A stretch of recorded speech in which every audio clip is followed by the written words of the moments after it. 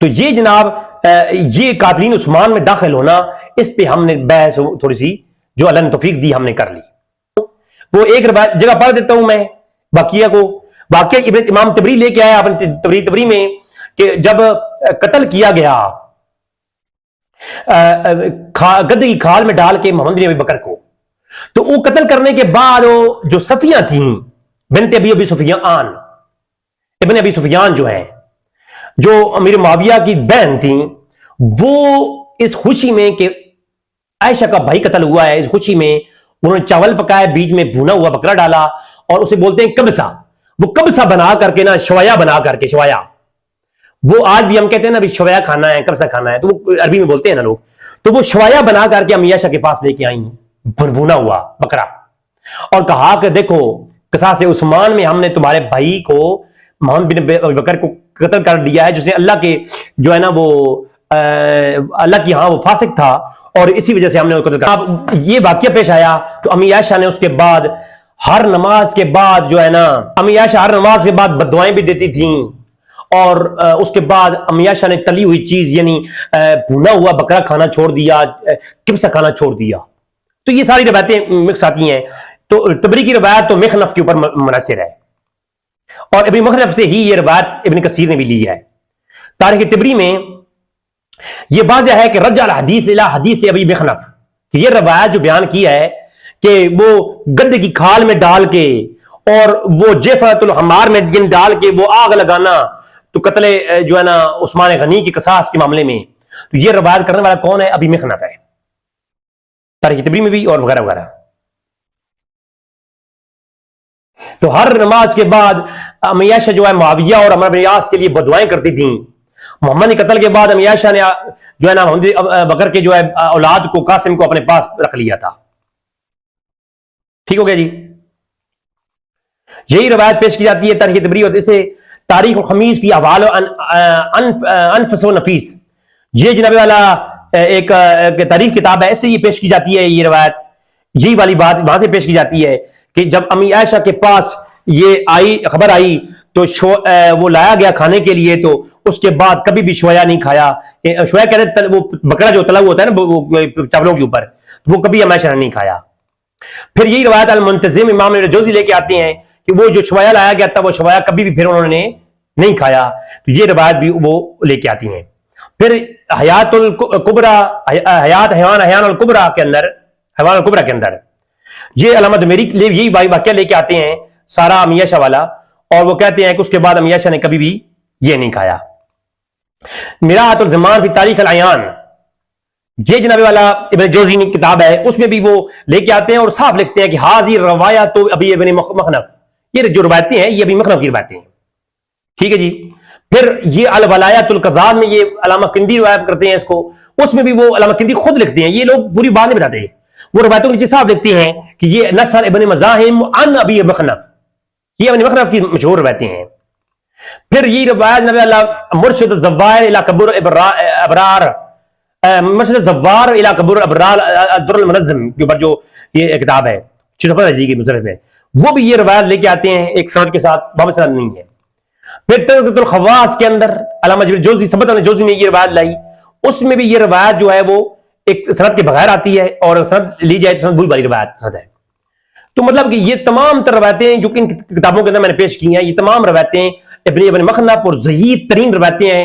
ان روایتوں میں سے کوئی روایت دعویٰ کرے کہ یہ روایت صحیح ہے، وہ روایت نکال کے سائڈ پہ کریں اور رضی بھائی کے پاس آ جائیں، میں حاضر ہوں. اب پیش کی جاتی ہے امام مسلم کی صحیح مسلم، اور یہی وسط ابن عوانہ کے اندر بھی یہ روایت جاتی ہے، لیکن اس کے اندر ہم بحث مزید کرتے ہیں. تو صحیح مسلم میں روایت ہے کہ جی وہ جو ہے امی عائشہ کے پاس ایک لوگ آئے، تو معاشہ نے پوچھا تمہارے حالیہ جنگ میں تمہارا حاکم کیسا رہا؟ تو انہوں نے بتایا کہ معاویہ بن حدیج کے بارے میں کہ وہ بہت اچھا ہے، بہت ہماری خیال کرتا ہے. تو کہا کہ میرے بھائی کے معاملے میں جو کچھ اس نے کیا وہ مجھے اس سے نہیں روک سکتا کہ میں اسے ایک حدیث سناؤں.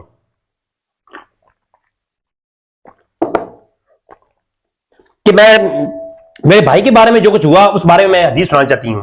وہ یہ ہے کہ اللہ کے رسول نے فرمایا کہ میری امت کے معاملے میں کا جو بھی حاکم بنے وہ ان پہ سختی کرے تو اس پر سختی فرما، یعنی دعا فرمائی اللہ کے رسول نے کہ جو حاکم کسی شخص پہ سختی کرے تو بھی، اور اگر جو ہے نا وہ سختی کرے تو بھی سختی فرما، اور اگر وہ جو ہے نا امت پہ نرمی کرے تو بھی نرمی کا معاملہ فرما۔ تو پہلی بات اللہ کے رسول دعا فرمائی ہے، اور عائشہ نے بتائی ہے کہ بھائی دونوں آپشن معاویہ بن خدیج کے پاس موجود تھے، وہ سختی کرے یا نرمی کرے، دونوں جو ہے نا ایک حاکم کر سکتا ہے، لیکن وہ جو اچھا کرے گا اس کے لیے اچھائی ہے، جو برا کرے گا اس کے لیے سختی نرمی ہے۔ ٹھیک ہے جی۔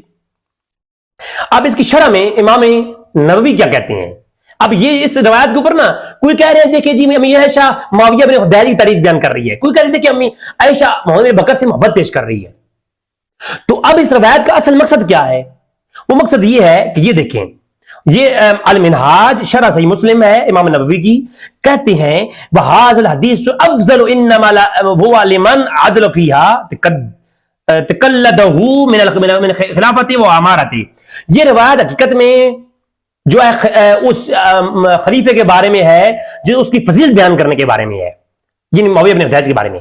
واختلفوا فی صفت قتل محمد، جو محمد ابی بکر کی قتل ہے نا اس میں اختلاف ہے چونکہ، اور یہ جو ہے نا یہ جو روایتیں پیش کی جاتی ہیں ان میں اعتراض ہے، جیسے کہ فی اخرج نہرہ فی جوف حمار، یعنی حرکو وہ اس حرک کیا گیا، جلایا گیا، تو وہ ساری روایتیں یہاں پڑھتی ہیں۔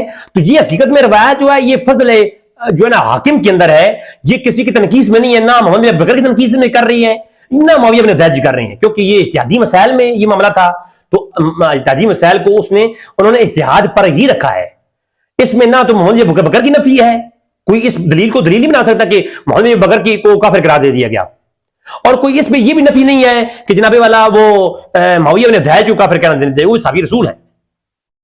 پھر یہ روایت مسند ابی عوانہ سے پیش کی جاتی ہے، حالانکہ مسند ابی عوانہ کی جو روایت ہے وہ دیکھنی چاہیے، میں اس کے اوپر ابھی زیادہ کام نہیں کیا اس مسند عوانہ کے اوپر، لیکن تو اس میں جو سند ہے وہ مسند عوانہ کے اندر وہ ہے حدثنا حمدان بن علی الوراق، محمد بن ابی صالح الکلجہ وقا حلال بن ابی اولا اور ابی سلمہ موسیٰ بن اسماعیل سنا جریر بن حازم قال حدثنی حرملہ بن عمران المصری عن عبد الرحمن بن شماسہ المہری۔ اور یہ پوری روایت کے اندر کئی راوی ہیں جن کے اوپر جریر بن حازم ہیں، اور اس کے بعد یہ شماسہ ہیں ان کے اوپر، اور یہ جو نا تین راوی ہیں جن کے اوپر میں نے کچھ چیزیں نکالی ہیں، لیکن وہ پھر کبھی بیان کروں گا، وہ چونکہ وہ ابھی ویڈیو بہت لمبی ہو گئی ہے۔ تو اس روایت کے اوپر بھی، اور یہ روایت اگر صحیح مان لی جائے تو یہ صحیح مسلم والی روایت ہے، کیونکہ مسند عوانہ جو ہے یہ صحیح مسلم کی بنیاد پہ لکھی گئی ہے، جس طرح کہ المصدق علی الصحیحین لکھی گئی ہے نا بخاری مسلم پر، اس طرح مسند عوانہ جو ہے صحیح مسلم پہ لکھی گئی ہے۔ تو یہ روایت اگر انہوں نے ایک اور طریق سے لے لی ہے کہ یہ مسلم کی شرائط پر یہ روایت وہ لے کے آئے ہیں، اگر تو یہ روایت اگر صحیح بھی ہو تو اس میں وہی والا موضوع ہے جو موضوع عائشہ کا صحیح مسلم میں ہم نے بیان کر دیا، تو اس میں کسی کی تنقیص نہیں ہے۔ پھر کہتے ہیں امی عائشہ نے ایک اور روایت پیش کی جاتی ہے جی، وہ کہتے ہیں کہ امی عائشہ بدعا کرتی تھیں جی محمد بن بکر کے لیے۔ اچھا جی، وہ کدھر سے آتی ہے روایت جی؟ وہ میں آپ کے سامنے پیش کرتا ہوں۔ یہ روایت ہے المعجم الکبیر طبرانی میں بھی ہے اور کئی اور کتابوں میں بھی ہے، اس میں 131 نمبر ہے المعجم الکبیر طبرانی میں۔ وہ بیان کرتے ہیں کہ حدثنا فضل ابن حباب ابو خلیفہ حدثنا عبداللہ ابن عبد الوہاب خجبی، اور اس کے بعد حزم عن ابی اسود قال سمعت طلیق ابن خشاف، طلیق ابن خشاف روایت کرتے ہیں۔ طلیق ابن خشاف کے بارے میں دو قول ہیں، ایک قول یہ ہے یہ صحابی ہے، اور ایک قول یہ ہے یہ تابعی ہے۔ جس شخص کے تابعی اور صحابی ہونے میں اختلاف آ جائے، جس شخص راوی کے صحابی اور تابعی ہونے میں اختلاف آ جائے، اچھا میں نے یہ بات ایک وہابی سے کہی، اس نے مجھے کہا دیکھو پھر محمد ابی بکر کے بارے میں تو اختلاف ہے کہ وہ صحابی ہیں تابعی ہیں، اس میں کوئی اختلاف نہیں ہے وہ صحابی تابعی ہیں، کس نے کہا اختلاف ہے؟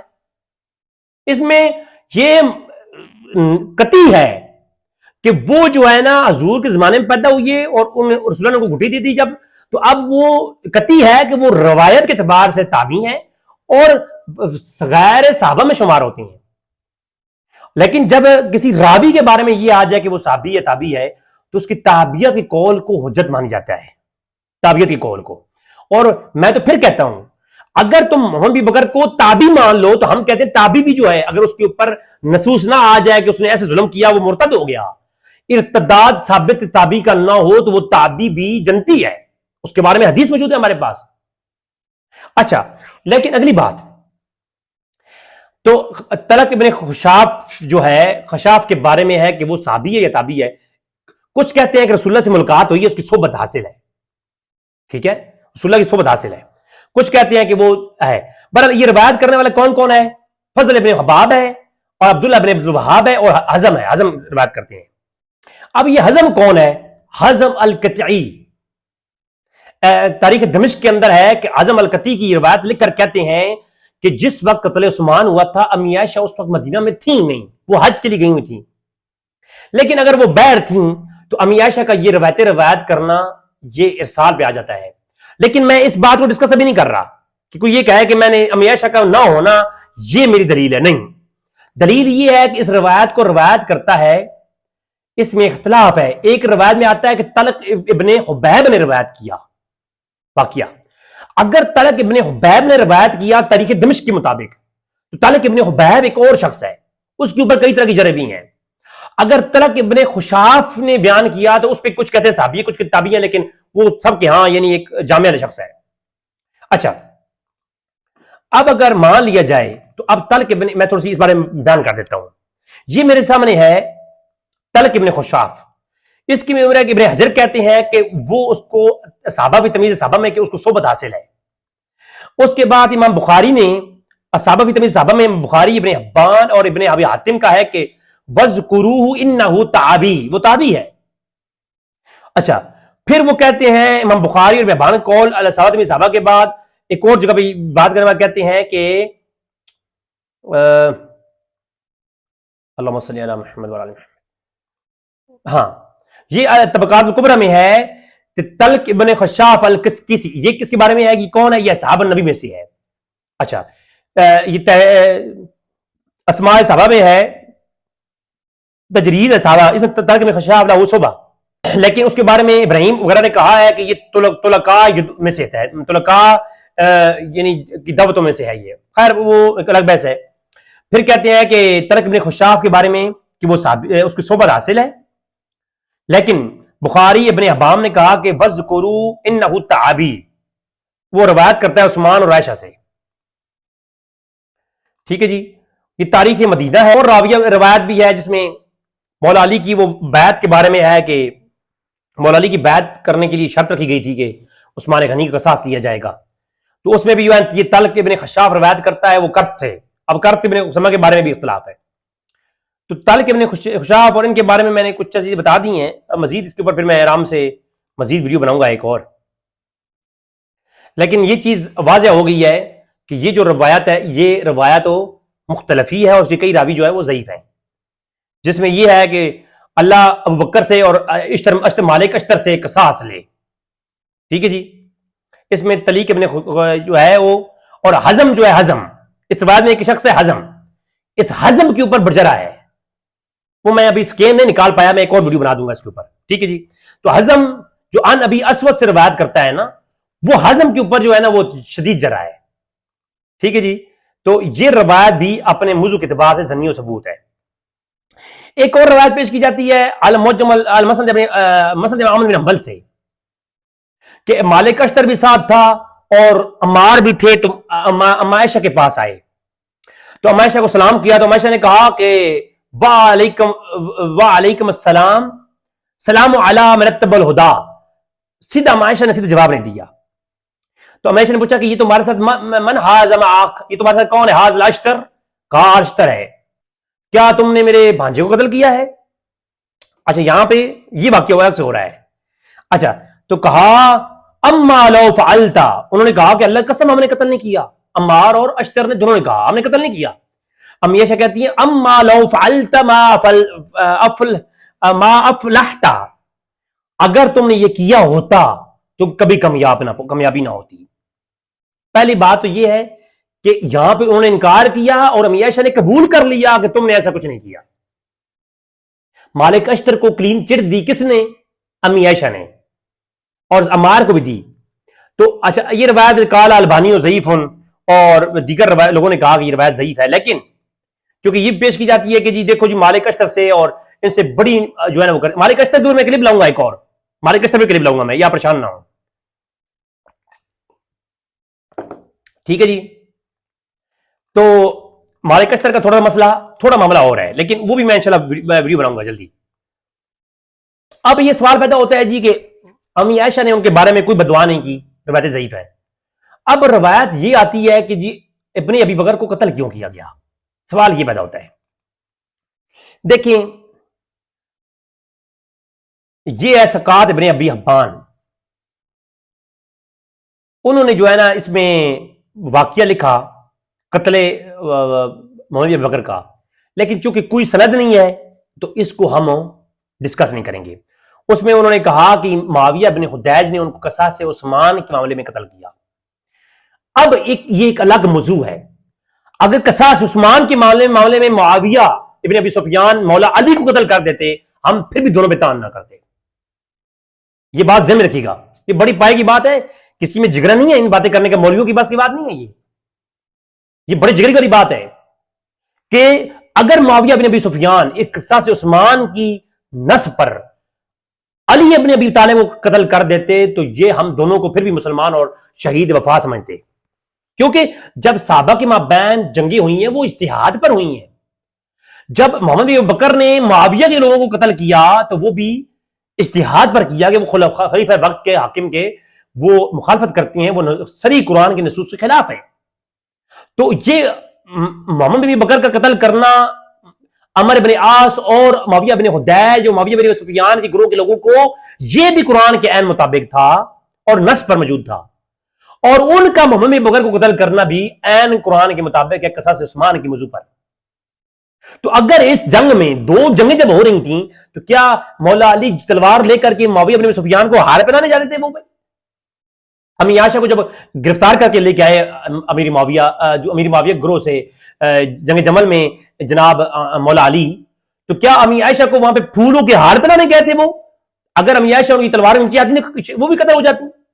تو جب جنگیں ہوتی ہیں تو بھائی وہ تلواریں اٹھتی ہیں، جب تلواریں اٹھتی ہیں تو ان میں بلا اعتراض بھی کیا کرنا. ہم یہی کہیں گے کہ دونوں بزرگ تھے، دونوں کے ہاں دلائل تھے، وہ دونوں قرآن اور حدیث کے علوم اور دلائل اور اجتہاد کے اوپر ہی جنگ کر رہے تھے. تو اگر محمد بن بکر کو ان کے اپنے ذاتی کسی مسئلے پر قتل کیا جاتا تو اعتراض بنتا تھا، لیکن اگر یہ اعتراض یہ ہے کہ وہ قتل عثمان کے قصاص میں قتل کیے گئے تو بس پھر تو بات ہی ختم ہو گئی ہے. اگر وہ شامل تھے یا نہیں تھے، لیکن اگر جو ہے نا یہ بات مشہور مانی جائے، حالانکہ ان کو قتل کیے جانا آگے ہماری بحث آئے گی ہماری، لیکن اگر مان لیا جائے تو بھائی جس بندے کو بتایا جائے کہ فلاں شخص جو ہے فلاں قتل ملوث ہے تو قصاص کے طور پر 3 گواہ لائے جائیں، اس کو قتل کر دو. میری بات سمجھ آپ لوگ؟ تو یہ ان کا قتل کرنا بالکل جائز اور مباح ہے. پہلی بات تو یہ ہے. دوسری بات یہ ہے کہ دوسری بات ہے جو قول راجح ہے وہ یہ ہے کہ گورنر بنایا مصر کا کس کو؟ اس کو محمد بن ابی بکر کو. کس نے؟ مولا علی نے. مولا علی کو پہلے سے معلوم ہے کہ یہ مصر وہ علاقہ ہے جو کبھی ان کے ہاں معاویہ قبضہ کر لیتا ہے اور کبھی مولا علی قبضہ کر لیتے ہیں. تو یہاں پر جنگ چلتی رہتی ہے، ہر وقت خطرہ ہوتا ہے، کبھی کون قبضہ کر رہا ہے، کبھی کس کے حق میں جا رہا ہے. تو اس جگہ پہ معاویہ ابن خدیج کو بھیجا کس نے؟ عمر بن ابی عاص نے، معاویہ ابن ابی سفیان کی طرف سے. اور وہاں گورنر کس کو بنایا ہوا تھا؟ علی نے محمد بن بکر کو. تو خلافت چھیننے کے لیے یہ جنگ ہوئی، اور اسی موضوع پر خلافت جو ہے نا وہ پہلے محمد بن بکر نے ان کے قتل کیے تھے، ان کو وہاں سے بگایا تھا، اور بعد میں جو ہے نا اب معاویہ بن خدیج کو ہٹانے کے بعد جب محمد بن بکر وہاں پہ قابض ہوئے تو پھر سے دوبارہ انہوں نے حملہ کر کے ان کو قتل کر دیا اور ان کی جگہ لے لی. بس اتنی بات ہے. تو خلافت کی وجہ سے مصر پر حاکمیت کی لڑائی میں قتل ہوئی ہیں محمد بن ابی بکر، قصاص عثمان میں نہیں. جو قول زیادہ راجح ہے وہ یہ ہے، اور اسی کو اوپر ہم آگے دیکھتے ہیں.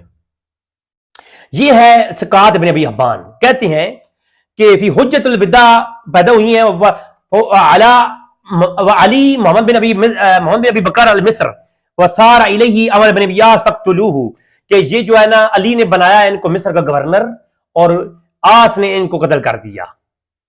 اور پھر دخل حرب فیہا حمار میت فدخل جو فحرق، کہ وہ جو ہے نا وہ گدے کی کھال میں ڈالے گئے اور یہ کیا گیا.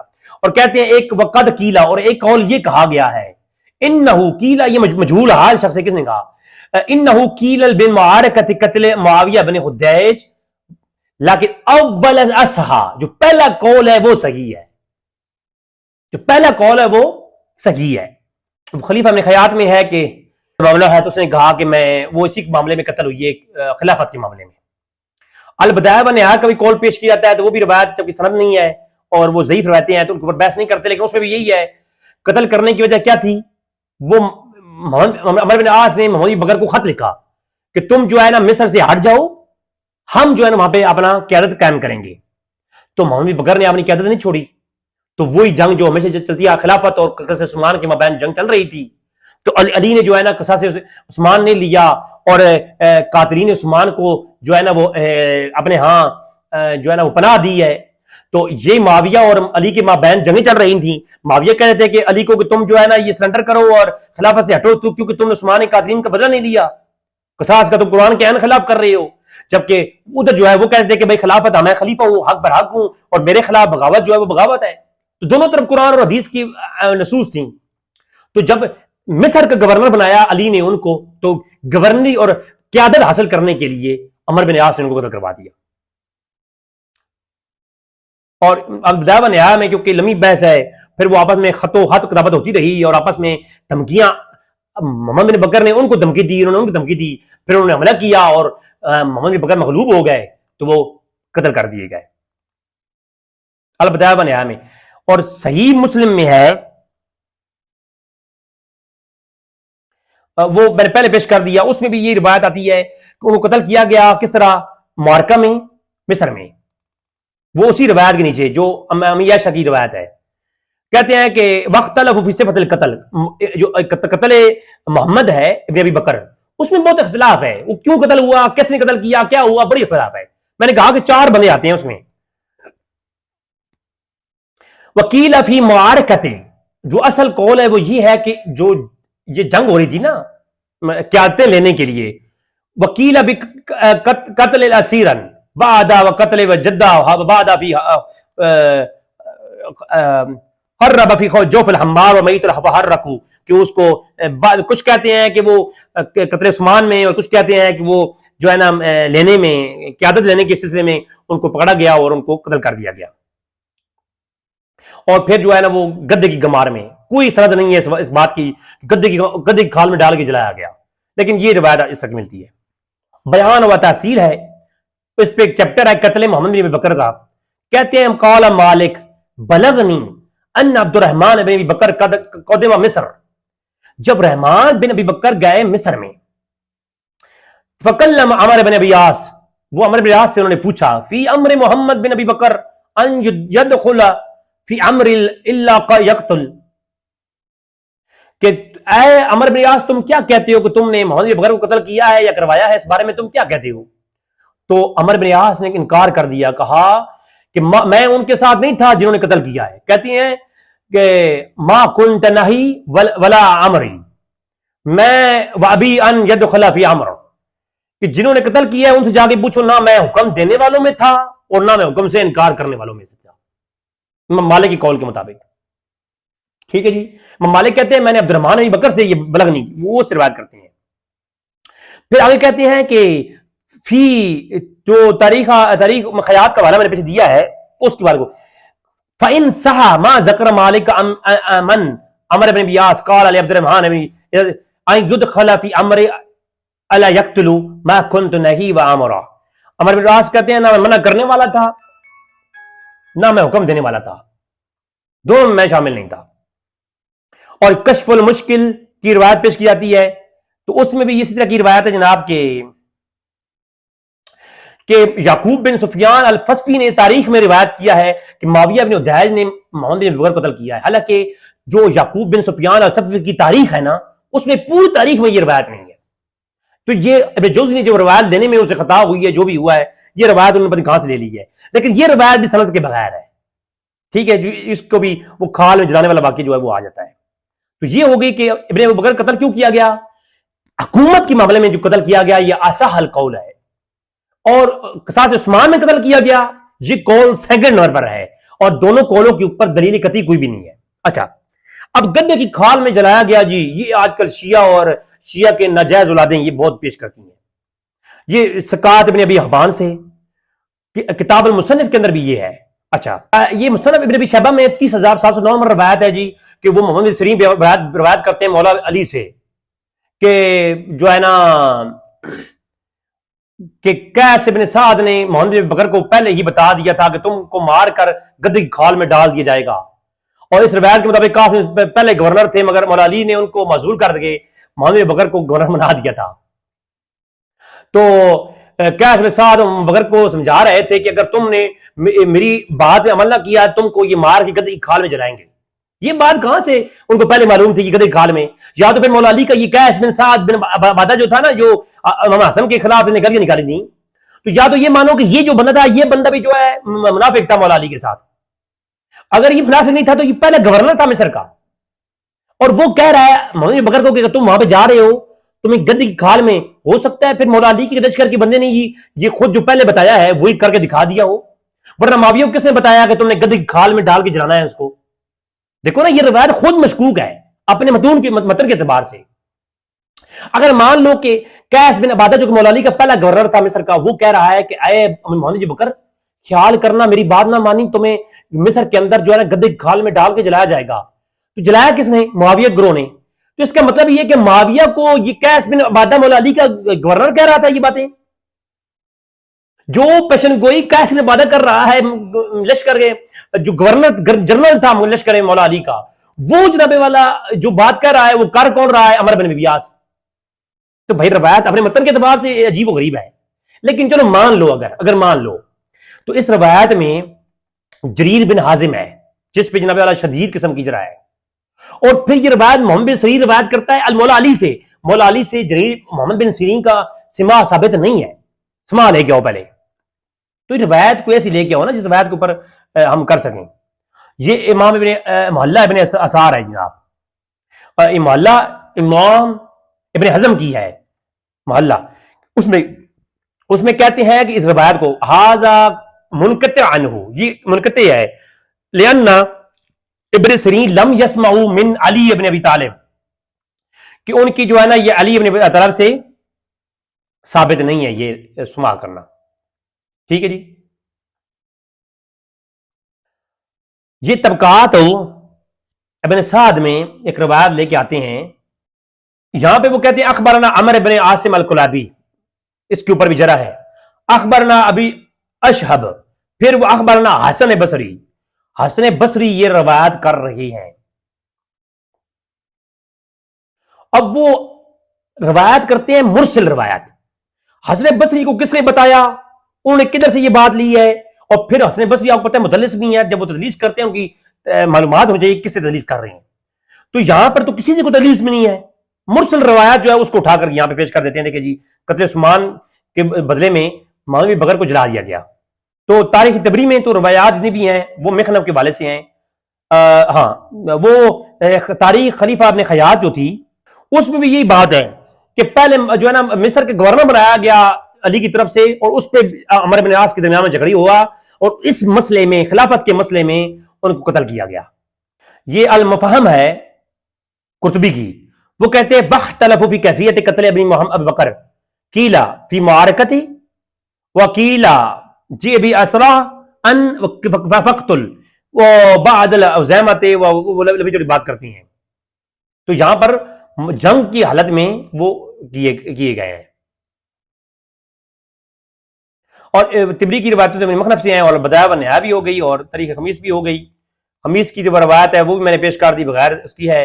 اور المعجم الکبیر طبرانی کی روایت، ایک اور روایت ہے المعجم الکبیر کی کہ وہ جو ہے نا بن خالد کہتے ہیں میں نے امام حسن علیہ السلام کو فرماتے ہوئے سنا کہ مصر کی گھاٹیوں میں سے ایک گھاٹی میں فاسق ابن ابی بکر سے گرفت ہوئی، بس اسے گدے کی کھال میں ڈال کر جلا دیا گیا. اب یہاں پر تو یہ امام حسن کی روایت آ رہی ہے کہ انہوں کے ساتھ جنگ ہوئی اور انہوں نے کہیں جلایا. اور ایک روایت میں آ رہے ہیں اور وراث نے، ایک میں معاویہ بن حدیج نے، ایک میں جو ہے نا وہ معاویہ بن سفیان. تو کس کس کی روایت کو لیں گے آپ؟ اور اس روایت کے اندر بھی دو راوی جو ہے نا وہ انتہائی شدید قسم کے ضعیف ہے. تو مختصر یہی ہے کہ جناب یہ جو روایتیں ہیں ان روایتوں کی بنیاد پر یہ جلایا گیا، ایک روایت بھی نصوص قطعیہ کو نہیں پہنچتی۔ جب نصوص قطعیہ کو نہیں پہنچتی تو مجھے آپ بتائیں کہ ایک مختلفی روایت میں آپ کیسے کسی جو ہے نا وہ صحابی کے بیٹے کو، اور جس کو علماء نے لکھا ہو کہ وہ تابعین صغار میں سے ہیں، اور ان کو آپ اس طرح کے الفاظ بیان ان کے لیے کریں گے؟ تو یہ بندائی بیوقوفی ہے۔ اللہ تعالیٰ آپ لوگوں کو سمجھنے کی توفیق دے، اللہ تعالیٰ ہمیں سمجھنے کی توفیق دے۔ جو بھی صحابہ کرام کی اولادیں تابعین یا صحابہ کرام کے بارے میں جب تک نصوص قطعیہ ثابت نہ ہو، کسی کے بارے میں بھی آپ کفر کا فتویٰ نہیں لگا سکتے۔ حتیٰ کہ ہم لوگ تو یزید کے بارے میں ہمارے علماء نے کئیوں نے کافر کہا، اور کئیوں نے کہا کہ کافر بھی نہ کہو اور مسلمان بھی مت کہو، سکونت اختیار کی۔ کیوں بھائی؟ یہ بہت ڈینجرس معاملہ ہے۔ حالانکہ یزید کے معاملے میں متواتر روایات کو نقل کیا گیا ہے، اس کے باوجود بھی اس کے بارے میں اتنی احتیاط ہے۔ تو اچھے جائے کہ ایک ایسا شخص جس کے فضائل اور مناقب بیان کرنے چاہیے، اور مولا علی کا ایک شہدائی تھا محمد بن بکر، تو دو عظیم خلفاء کا بیٹا، اس کے بارے میں ایسی بات کرنا، اور بات کرنے سے پہلے تھوڑا سوچنا چاہیے۔ اپنی زبانوں کو جو ہے نا باہر نکالنے سے پہلے یا اعلانے سے پہلے تھوڑا اختیار کریں، تھوڑا تحمل اور ادب سے کام لیں۔ وما علینا الا البلاغ المبین۔